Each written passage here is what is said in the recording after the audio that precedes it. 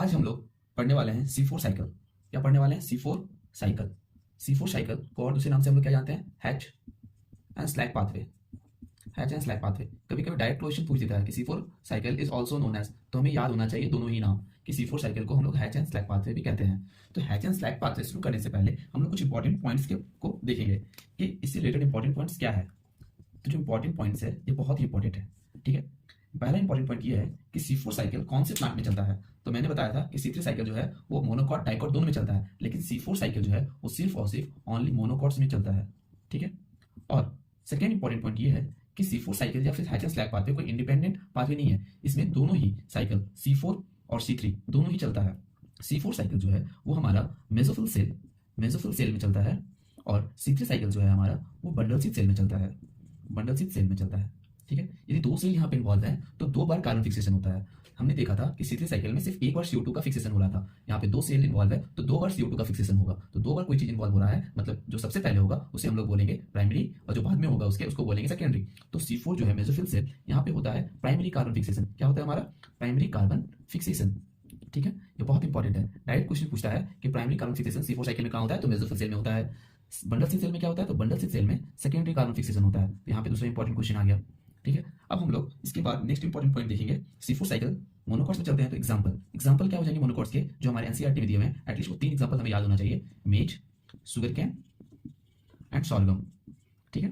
ये 3 एग्जांपल हमें याद होना चाहिए, मेज, शुगर कैन एंड सॉर्गम, ठीक है। अब हम लोग देखते हैं, मैंने बताया था C3 साइकिल में कि प्राइमरी CO2 रिसेप्टर कौन था? RUBP। तो ये C4 साइकिल है, तो C4 साइकिल में प्राइमरी CO2 रिसेप्टर क्या हो जाएगा? प्राइमरी CO2 जो है रिसेप्टर, क्योंकि मेसोफिल सेल के पास RUBP नहीं होता है, तो RUBP नहीं है तो उसकी जगह पे कुछ और होगा, तो इसकी जगह पे इसके पास होता है PEP।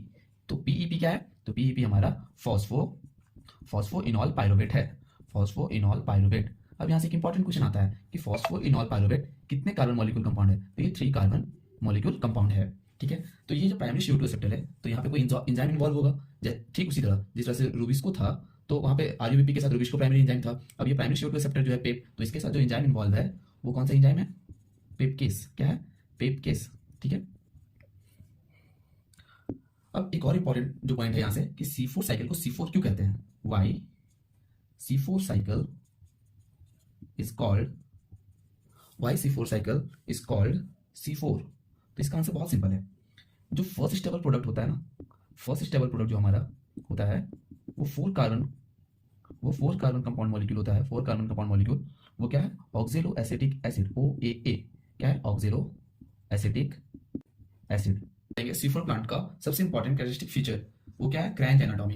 क्रैंच एनाटॉमी क्या है? अरेंजमेंट है। उसमें बंडल सीड्स का अरेंजमेंट डिफरेंट होता है, जैसा कि C3 प्लांट में होता है उससे अलग होता है। तो हम लोग उसी को देखेंगे। उस चीज को देखने के लिए हम लोग C4 प्लांट्स का एक लीफ लेते हैं, उस लीफ को क्या करते हैं हम लोग? उसका क्रॉस सेक्शन करते हैं, और जब उसके क्रॉस सेक्शंस को जब माइक्रोस्कोप में देखेंगे तो हमें क्या मिलेगा कि वेस्कुलर बंडल के अराउंड जो हमारा बंडल सीड सेल अरेंज है वो सेवरल लेयर में अरेंज है। सेवरल लेयर बोलने का मतलब कि मोर देन 2 लेयर्स मिलेगा हमें। तो पहला पॉइंट क्रैंच एनाटॉमी का ये हो गया कि bundle seeds are arrange in several layers, ठीक है। और ये जो अरेंजमेंट है वो कैसा है? एक के बाद बहुत अच्छे से कंसेंट्रिकली अरेंज है। इस अरेंजमेंट को हम लोग बोलते हैं रीथ लाइक अरेंजमेंट। क्या बोलते हैं?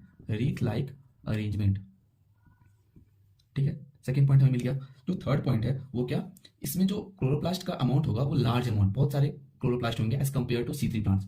तो तीसरा पॉइंट क्या है? Large amount of chloroplast are present, large amount of chloroplast are present. अब मैंने पहला ही पॉइंट बोला कि सेवरल लेयर में बंडल सीड्स अरेंज होते हैं। उस अरेंजमेंट की वजह से क्या होगा? जो सेल का जो वाल है वो ठीक हो जाएगा। तो क्या होगा? ठीक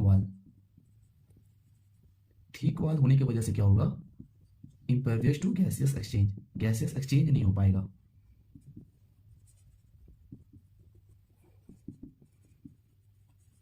ठीक है। और क्या होता है? टाइटली सील्ड जो तो बहुत क्लोजली अरेंज होते हैं, इसलिए क्या होता है? इंटरसेलुलर स्पेस एब्सेंट हो जाता है, तो नो इंटरसेलुलर स्पेस।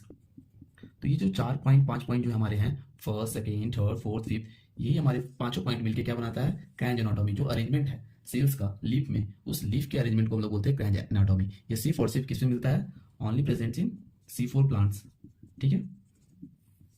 अब हम लोग फाइनली C4 साइकिल को देखेंगे, ठीक है।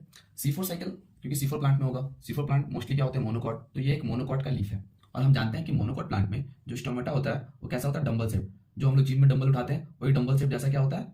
स्टोमेटा मोनोकॉट लीफ में। अब ये एटमॉस्फेयर से CO2 स्टोमेटा के थ्रू आता है मेसोफिल सेल में, और हमें पता है कि मेसोफिल सेल में कौन सा एंजाइम होता है, पिपकेस, क्योंकि RUBP is absent in mesophyll cell.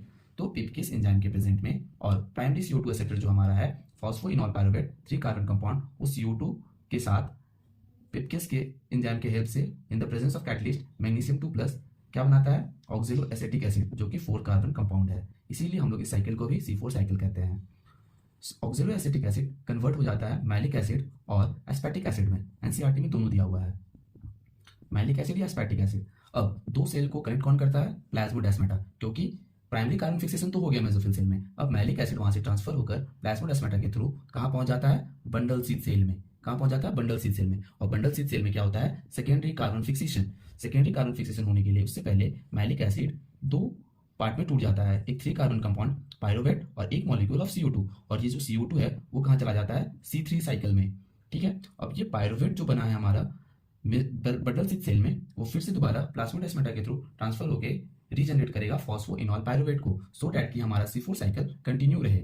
तो ये जो रीजनरेशन प्रोसेस है, conversion of pyruvate to phosphoenol pyruvate, required 2 molecule of ATP, बहुत इंपॉर्टेंट है। साथ ही साथ जो एंजाइम इस कन्वर्जन को होने में हेल्प करता है वो है पिप सिंथेटेस। क्या, फॉस्फोइनॉल पायरुवेट सिंथेटेस। इस तरह से C4 साइकिल हमारा कंप्लीट हो जाता है। फिर से मैं इंपॉर्टेंट पॉइंट कुछ बताता हूँ। प्राइमरी CO2 रिसेप्टर कौन है, फॉस्फोइनॉल पायरुवेट। प्राइमरी प्रोडक्ट हमारा सबसे पहले क्या बना, ऑक्जेलो एसिटिक एसिड, वो 4 कार्बन कंपाउंड है। ठीक है, इसीलिए हम लोग C4 साइकिल कहते हैं। अब ऑक्जेलो एसिटिक एसिड कन्वर्ट होता है किसमें, मैलिक एसिड। तो क्वेश्चन पूछेगा मैलिक एसिड कहाँ बनता है, तो मैलिक एसिड मेसोफिल सेल में बनता है। M for malic acid, M for mesophyll cell. अब मैलिक एसिड जब बन गया तो ये ट्रांसफर होता है कहाँ पे, बंडल सीड सेल में। किसके थ्रू, प्लाज्मोडेस्माटा। प्लाज्मोडेस्माटा क्या, दो सेल के बीच का कनेक्शन है। अब मैलिक एसिड जब बंडल सीड सेल में आ गया तो वो स्प्लिट हो जाता है 3 कार्बन कंपाउंड और CO2 में। 3 कार्बन कंपाउंड जो हमारा पायरुवेट है वो फिर से रीजनरेट करता है फॉस्फोइनॉल पायरुवेट को, सो दैट की साइकिल कंटिन्यू रहे। और इस कन्वर्जन को हेल्प कौन करता है, फॉस्फोइनॉल पायरुवेट सिंथेटेस और 2 मॉलिक्यूल ऑफ ATP। और ये जो हमारा CO2 रिलीज हुआ था बंडल सीड सेल में, वो फर्दर चला जाता है C3 साइकिल में। तो पूछेगा क्वेश्चन कि पायरुवेट जो है वो कहाँ बनता है, तो पायरुवेट हमारा बनता है बंडल सीड सेल में, और मैलिक एसिड कहाँ बनता है, मेसोफिल सेल में। M for malic acid, M for mesophyll cell. तो ये हमें याद रखना है कि पायरुवेट जो है बंडल सीड सेल में बनता है और मैलिक एसिड मेसोफिल सेल में। तो इस तरह से C4 साइकिल हमारा कंप्लीट हो गया, बहुत ही ईजी था। अब हम लोग बनाएंगे C4 balance sheet. C4 balance sheet, तो अच्छे से सब चीज़ों को याद करके देखिए। तो हमारा एक साइकिल जो C4 का चलेगा उसमें हमारा टोटल 5 ATP का रिक्वायरमेंट है। ये 5 ATP कैसे हम बोल रहे हैं, तो अच्छे से देखा जाए तो C4 साइकिल में मैंने बताया कि रीजनरेशन के लिए, रीजनरेशन ऑफ फॉस्फोइनॉल पायरुवेट, इसके लिए हमें 2 ATP चाहिए। इसके लिए हमें 2 ATP चाहिए। और 3 ATP कहाँ से आता है, जो CO2 हमारा जो है C3 साइकिल में जाएगा। तो मालूम है हमें कि C3 साइकिल में टोटल 3 ATP यूज होता है। कहाँ कहाँ, तो हम फिर से आपको रिविजन करा दें।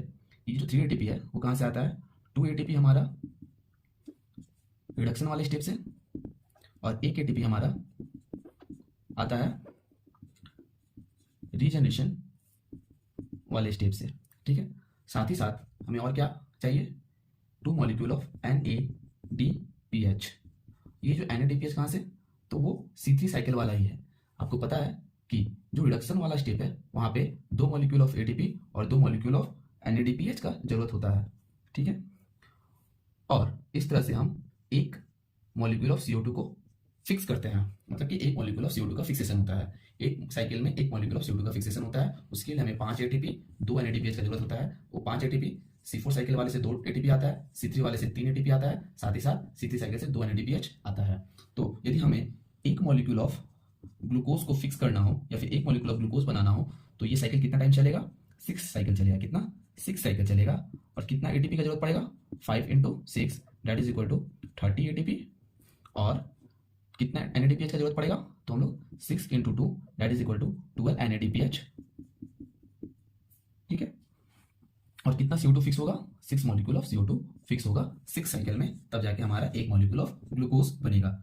ठीक है, अब आप जैसे मैंने पूछा था सुक्रोज के लिए C3 साइकिल में, उसी तरह से आप बताएंगे एक मॉलिक्यूल ऑफ सुक्रोज बनाने के लिए कितना साइकिल का जरूरत है, कितना ATP का जरूरत है, कितना NADPH का जरूरत है, और कितना मॉलिक्यूल ऑफ CO2 फिक्स होगा। इसका आंसर आप हमें कमेंट बॉक्स में जरूर बताएं। ठीक है, थैंक यू। इस तरह से हमारा C4 साइकिल कंप्लीट हुआ।